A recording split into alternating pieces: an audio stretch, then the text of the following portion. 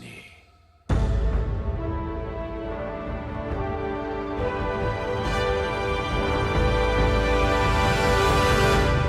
Black Myth Wukong is a brand new action RPG video game developed by Game Science, and if you've watched any video covering this game or really read any online sentiment about it at all, you probably already know two core details about the game. One, in a lot of ways, it's a Souls-like. Not a full Souls-like by any means, and I'll talk about that, but like so many modern action RPGs, it takes a lot of inspiration from the gameplay formula popularized by From Software with their games like Dark Souls and Bloodborne and Elden Ring. And two, it's also heavily inspired by the classic Chinese novel called Journey to the West.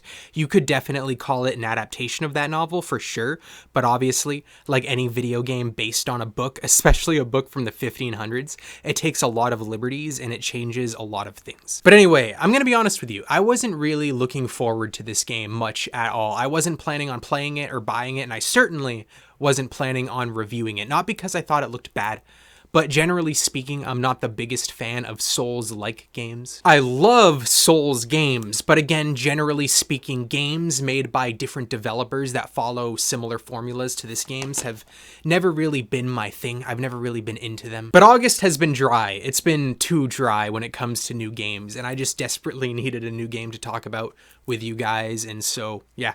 I ended up buying and playing Black Myth Wukong. But that's not to say I went in with hampered expectations or I went in assuming I'd have a bad time or anything like that. I was actually genuinely surprised with my time spent with the game so far. I mean, what's not to like from the onset, right? You're a monkey dude doing typical monkey dude things that you'd expect, while at the same time telling a somewhat interesting story with likable characters and a decent variety of enemies and some cool ass settings. But anyway, Black Myth Wukong came out today and I've been playing it.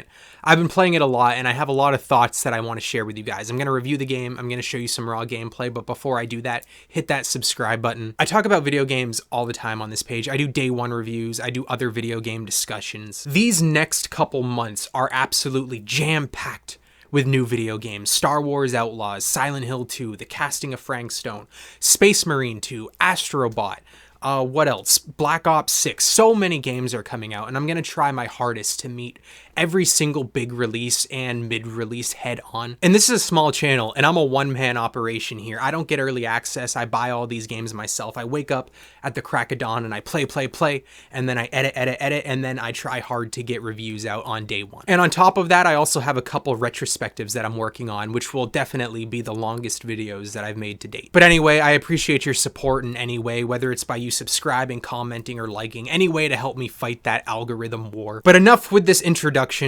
Let's talk about Black Myth Wukong.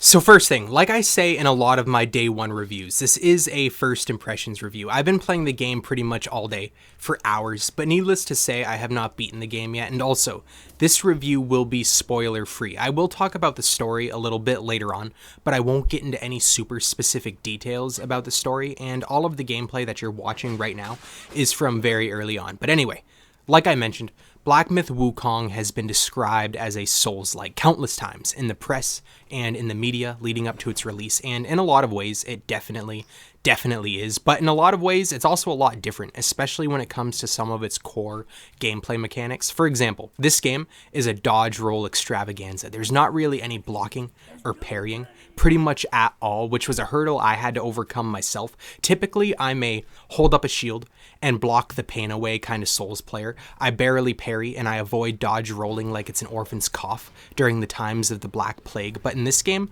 your only real option is to dodge roll, and dodge roll again, but I was surprised at just how easy it ended up being for myself, but more importantly, how fun I found it to be. And the animations when you're rolling around and you follow up those rolls with attacks are just so badass looking, and it fits the style and it fits the tone of this game to a T. But that's not the only way it deviates from your typical Souls-like experience. You also won't be dealing with various stats either. You won't be constantly on the verge of an identity crisis every time you have to decide whether you put your attribute points into strength or stamina. Of course you can and you will be changing some core stats and mechanics of the game as you play, but instead of putting points into specific stats, it's more by equipping weapons and gear and crafting stuff that give you different buffs, or just by upgrading your passives and your active skill trees. But arguably the biggest change this game has to the normal From Software formula is that you don't lose your will when you die. In Black Myth Wukong, will is essentially this game's version of souls from Dark Souls or runes from Elden Ring. It's the resource you collect through exploration and through combat that you then use to buy skills and to buy upgrades. In most Souls games, when you die, you drop all of those resources and you must venture back to the spot you died to collect them again. But if you die before recollecting them, you lose them and they're gone forever, like a orphan during the Black Plague. But in this game, you don't lose those at all. You can die over and over and over again, and they remain with you, which definitely makes this game easier than your average Souls-like experience. And that's the next thing I want to talk about when it comes to the gameplay and Black Myth Wukong. I feel like the difficulty is practically perfect for what it should be in this game specifically. It's a lot easier than most games in this subgenre for sure, at least in my experience from the hours that I've put in. Your standard enemies don't often feel super threatening, but they also aren't really easy to kill either. It'll never be 1-2 strike and then they're dead, but I never felt like I had to fear for my life when dealing with them either. But the bosses that I fought so far were pretty difficult, not Elden Ring level of difficulty. I can't really say I got stuck on any boss fights yet, or that any of them were unbearably punishing, but they did take me about 4 to 5 good attempts to beat a piece most of the time, and it did require me to reassess my approach and think through my game plan, and because of that, it still felt rewarding when I came out victorious, even if they were on the easier side for a game of this genre. So the game definitely has a good balance of difficulty in my opinion, and I actually appreciate it being on the easier side for 2 reasons.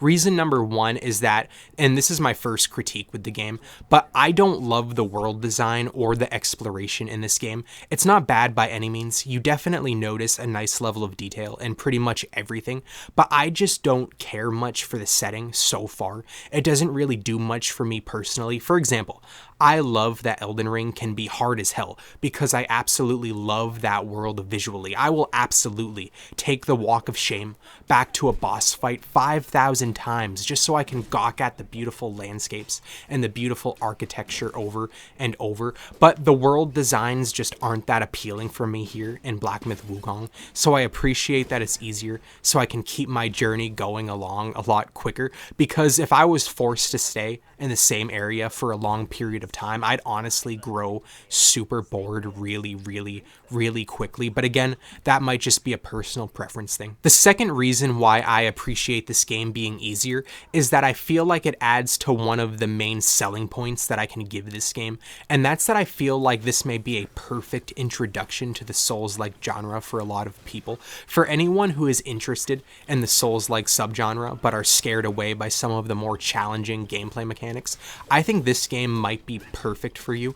Again, combat is a lot easier while maintaining a decent challenge during the boss battles. You don't lose your will when you die, which makes upgrading and leveling up a lot easier. And also, another cool feature in this game that adds to the more casual, friendly, arcadey nature of it is the spells and the abilities that you unlock as you progress throughout the game. For example, one of the first spells you get is the ability to freeze an enemy in place for a short period of time, and that will allow you to land some much needed critical hits or give you some breathing time to heal or do whatever the hell you want to do. And a lot of the skills and the abilities that you get, that you unlock, are pretty cool as well, and they do manage to change up gameplay significantly. Some of the first ones I unlocked was the ability to sit on top of my staff to avoid enemy attacks, and then you can bring it down afterwards, slam it down in some really cool heavy attacks. And then there's the ability to twirl your staff around as you walk towards an enemy like you're a goddamn twin-engine airplane propeller. But the core gameplay is what you'd expect from a modern action RPG for sure. You'll be locking onto enemies, balancing light and heavy attacks, managing your stamina, healing yourself from a flask or a gourd in this game. When you die, enemies do respawn. And I don't want to spoil too much, but there are some pretty cool gameplay mechanics that do bring out some of the unique aspects of this game later on. Like, for example, after you defeat certain bosses, you can then turn into them briefly during combat and use their attacks yourself.